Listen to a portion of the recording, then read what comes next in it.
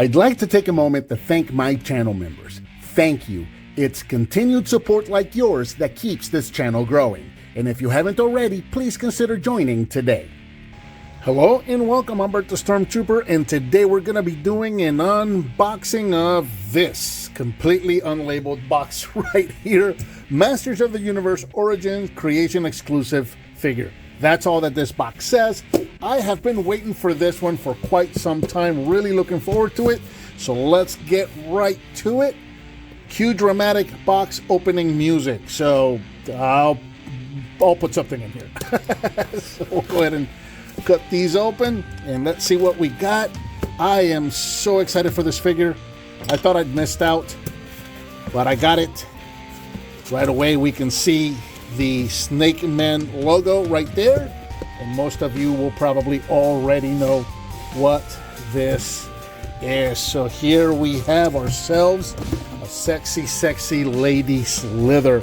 Check out this box. This is my absolute first experience with this figure, with this box. What I am seeing right now, I am sharing with you for the first time. I have not seen this before.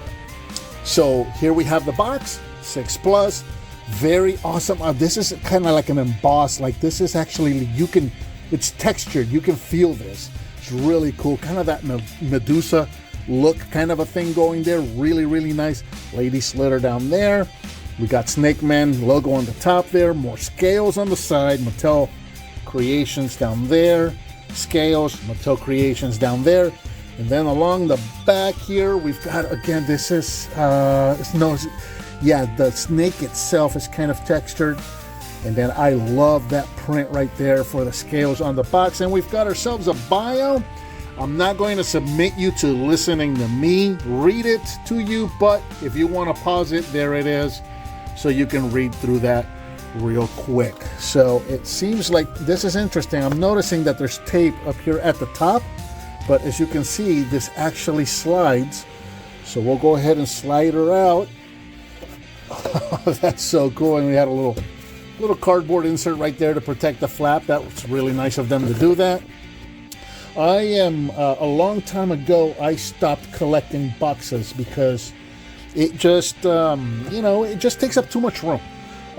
When the first time that I did a box purge, I will collect them for some time and then I'll purge them.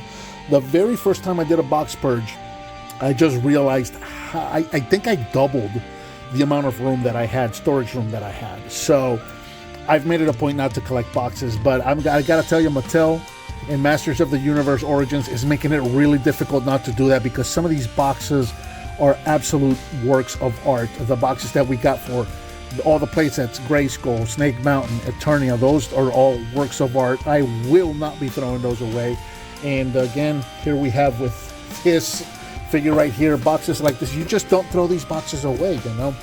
But here we have Lady Slither, evil slithering viper in her package. Very cool window box right here. We can see the figure on the side, and then of course we've got her alternate body, or half of her body here, with a little kind of like a skirt armor kind of a thing, and of course that snake tail going there.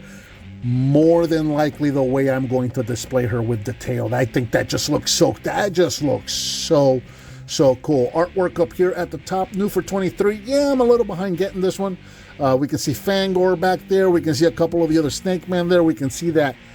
I still don't know what they're going to call this. Are they going to call this the Snake Lair or the Snake Castle? They can't go with Snake Mountain. We already got that. So I'm leaning towards Snake Lair, but I think I've heard both, Snake Lair and Snake Castle. But I'm really looking forward to when that launches, that crowdfund, because I am absolutely going to be backing that. So that's pretty much it on the front there. We got some artwork right there, cool little dragon snake there on the side. What do we got over here? Just some more of that artwork, kind of just extending what we got here on the front. Very cool. And then along the back, check out that artwork. That is just absolutely stunning right there. So that's about it for the box. Let's get her opened up and check her out.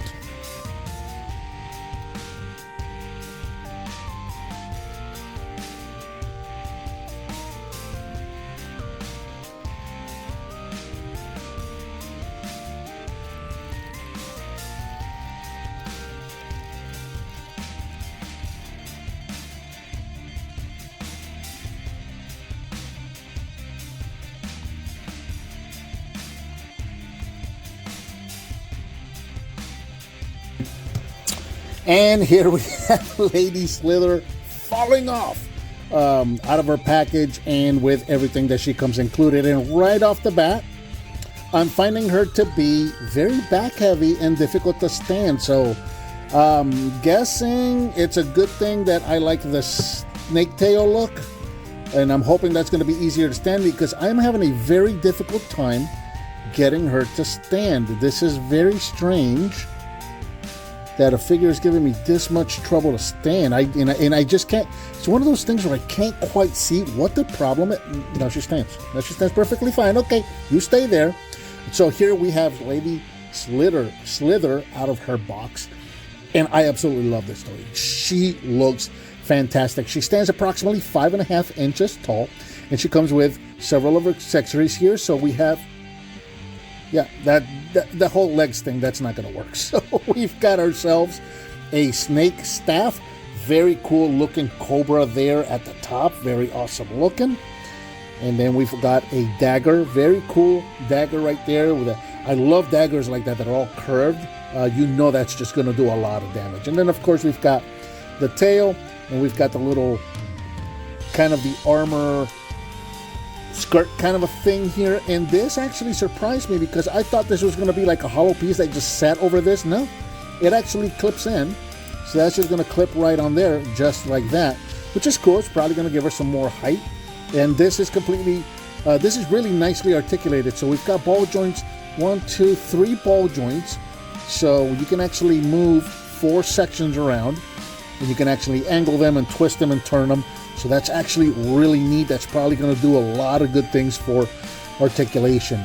I'm guessing that these are the same pegs. You know, the head on that is a little different. So let's take a look at, if we take that off, those are the same. I was wondering if you could just pop this on here. No, it doesn't look like it's going to work. So you do have to pop the armor skirt on first in order to pop her waist on. So we'll set that off to the side for a moment. Let's take a look at her as she comes in her humanoid legs here that just do not want to stand. There you go, and looking pretty cool. You got the red boots there with the boots with the fur, like the song says. I like that she's got kind of like that fur kind of shorts. Very, very MOTU right there, just kind of having those fur shorts kind of a thing. They didn't just give her kind of like a bikini, so I think that's pretty cool. And let's see what else. We got the top right there. I absolutely love that little detail right here. The way that the breastplate has kind of like these fangs, and then you've got that kind of like that snake emblem right there in the center. The attention to detail here is really, really nice. And of course that head sculpt is really, really cool. You've got a rubber cape, which we've been seeing this a lot with the MOTU line as rubber capes, but this is very, very soft.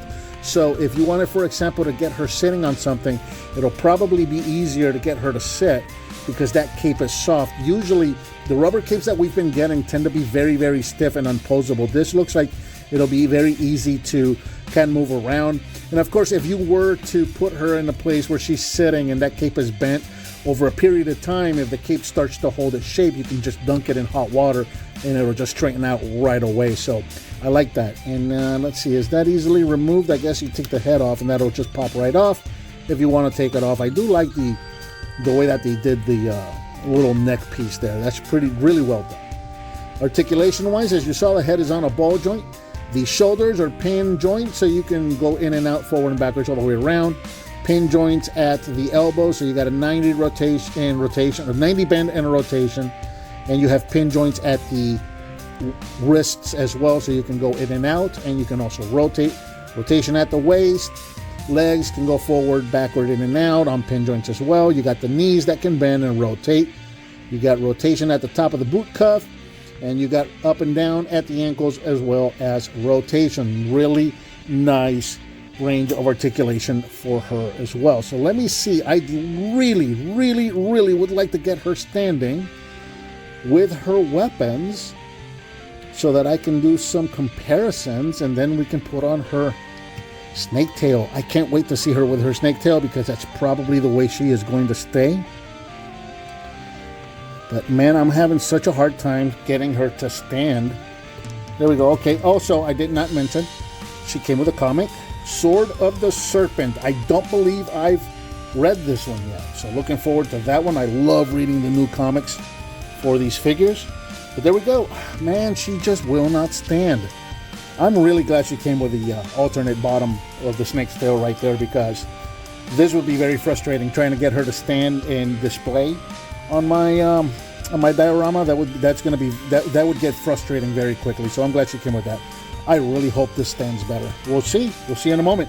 But real quick, for comparison, here is Lady Slither next to Snake Tila. So you can see what the two of them look like together. And also we've got Snake Face right here, so we can see what the three of them look like together. Very comparable, looking really, really good together. This is going to look awesome in my Eternia playset diorama. Very cool. All right, let's get to that swap right there. So this is just going to pop right off, and we're going to pop this piece on right there. I love how the cape does not interfere with the tail. That's very cool. And yeah, that looks like that's going to work much better in terms of standing. I'm having a lot easier time standing her. I may not do the dagger.